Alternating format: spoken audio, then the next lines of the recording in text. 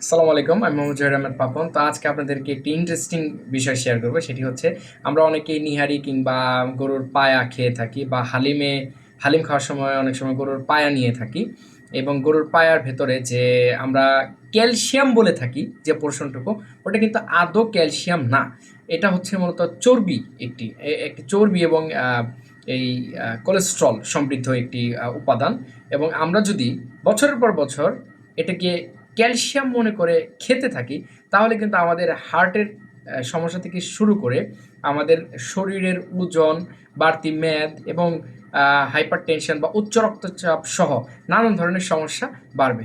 So আপনার যদি calcium খেতেই হয়, তাহলে ক্যালসিয়ামের আরও অন্যান্য সোর্স রয়েছে, ওগুলো থেকে ক্যালসিয়াম গ্রহণ করতে পারেন। অযথা বানোয়াট এবং না জেনে এইসব চর্বিকে ক্যালসিয়ামে রূপান্তর করবেন না। ধন্যবাদ।